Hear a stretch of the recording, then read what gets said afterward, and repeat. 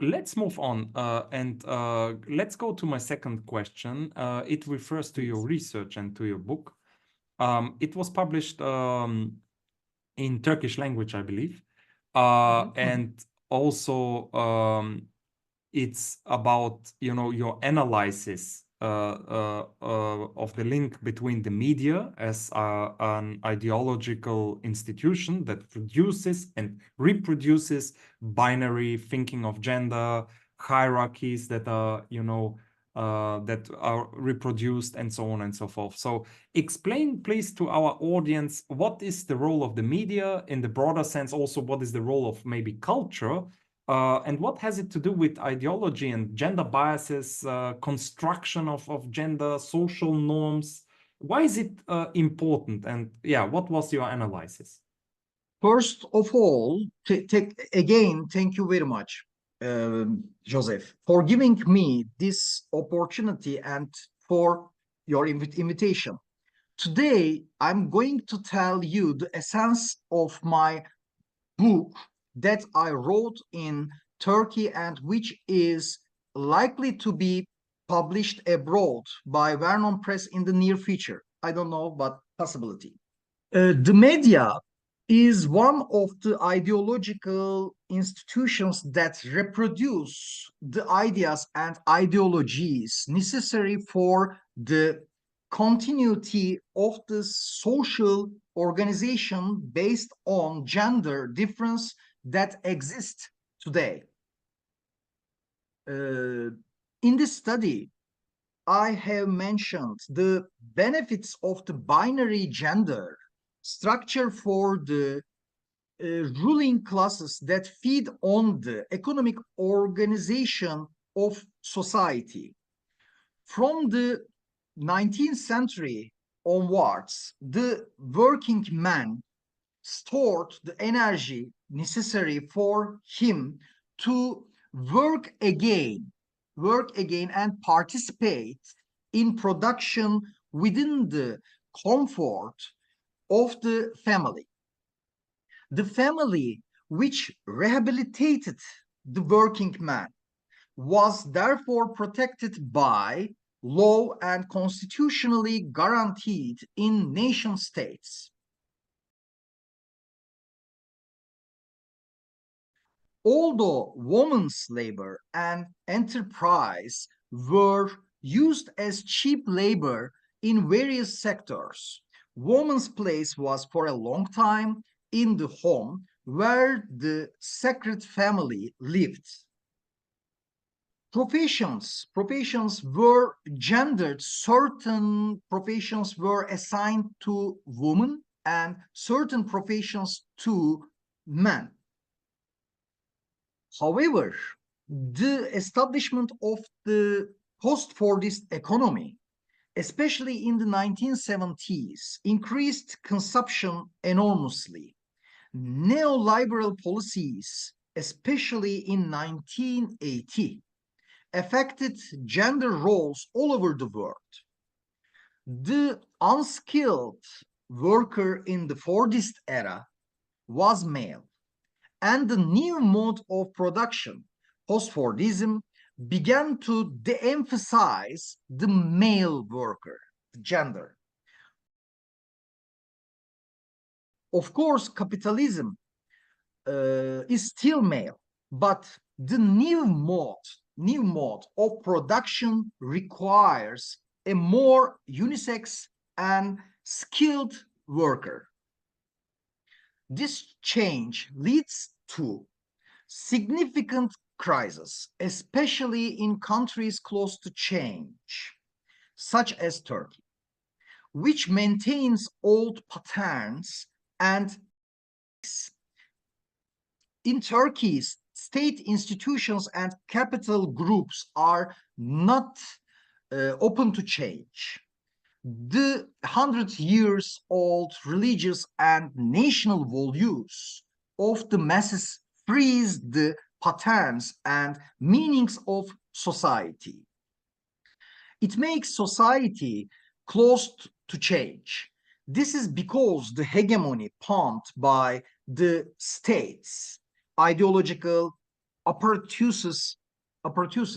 In particular, stereotypes this values and produces consciousnesses that are close to innovation. If we call old values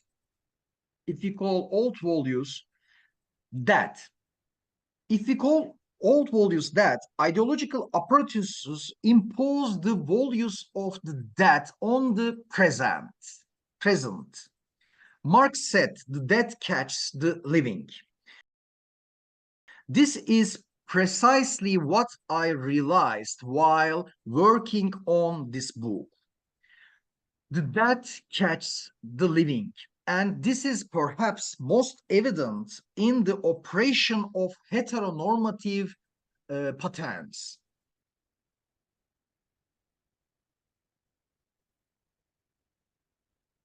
In countries that defend monism and uniformization as state hegemony, the heteronormative gender order occupies a significant place in social hegemony.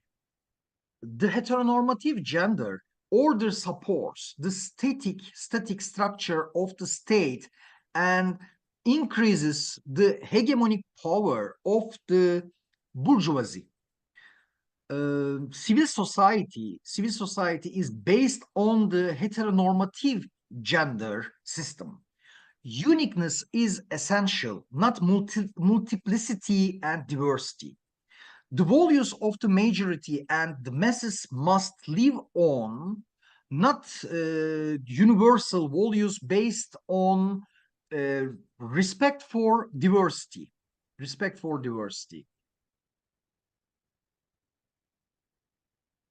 Audiences prefer to follow publications that reinforce their thoughts and attitudes or don't challenge their values. Alternative ideas are discomforting. They disturb comfort and ease. They consume energy. That is why the masses follow communication channels that feed their ideas. In this book, I analyzed the news published in 5 of the most widely read newspapers, the mainstream newspapers, over 16 years. I found 1,036 news stories about trans people, about LGBTI people. My findings showed that the ways trans people were represented and the language and expressions used in the construction of the news stories supported the stereotypes that persist in society. I encountered a media that feeds anti-democratic approach and discriminatory, transphobic and hate speech against trans people. Trans people are very often the subject of courthouse police news. In Agamben's words, Georgia Agamben words, each one of them is a homosacer.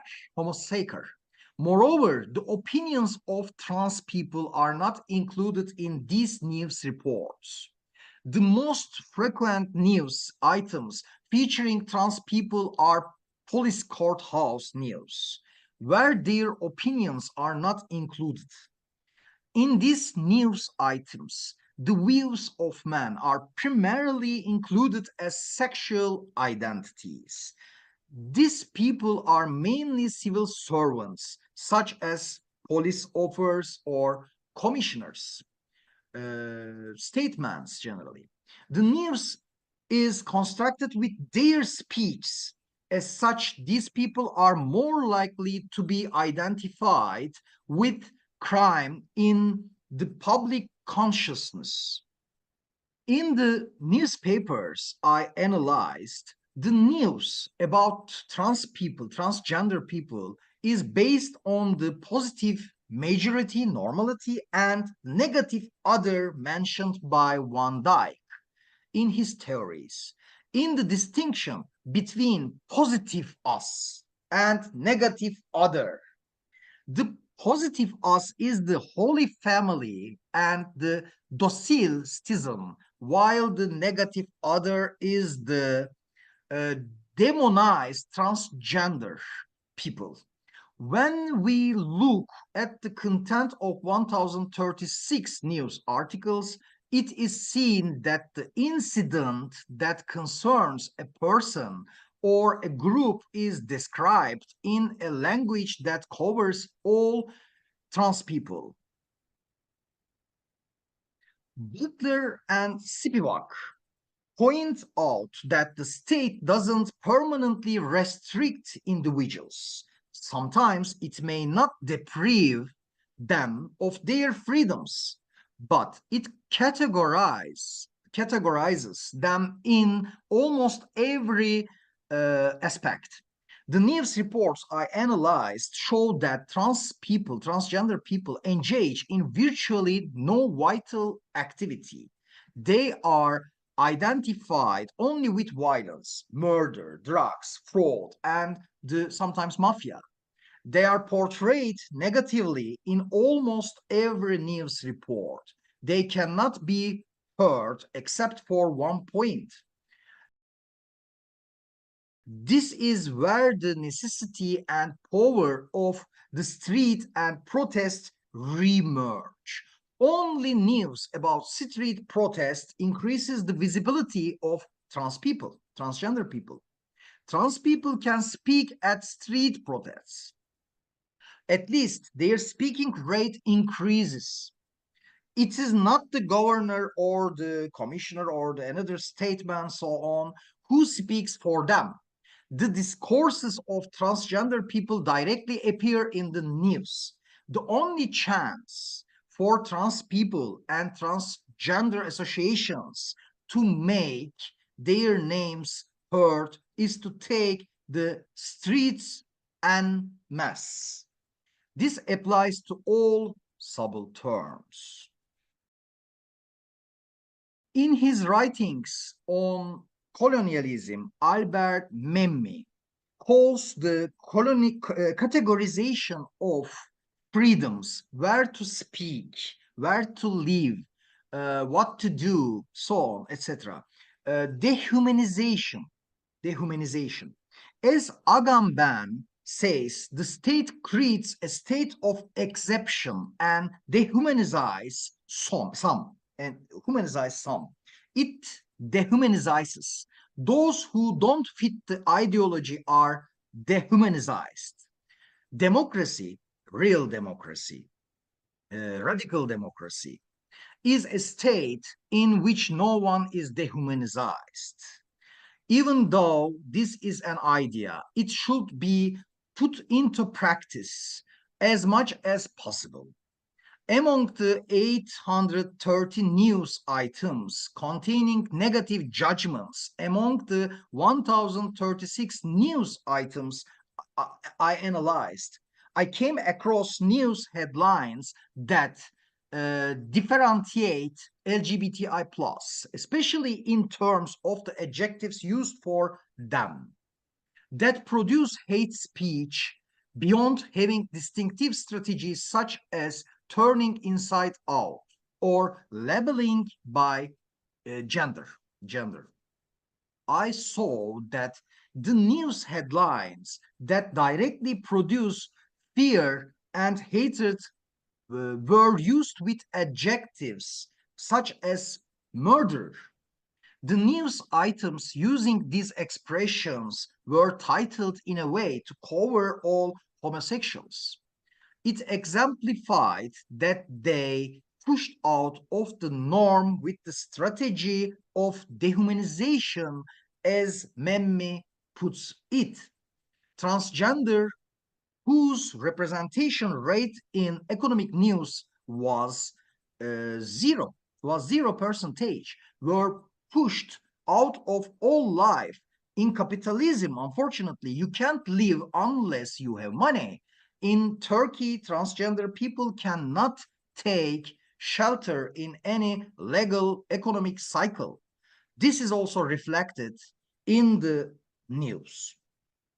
They are not even the fashion news. Gays are in the fashion news to some extent, but trans people are not. This shows how much they are pushed out of economy, out of life. So you are working with a lot of famous social scientists and philosophers like Spivak, Marx.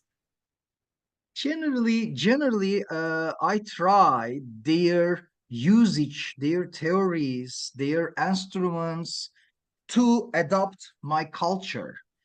Absolutely, and the topic is very important. So you are analyzing the underrepresentation of on the other hand, you are, explaining the link also, and that was very interesting, Fordism, post-Fordism, how the social structure changed also, and how the media changed as well, and our Everything narratives and changed. thinking about it. Everything I find it changed. very interesting.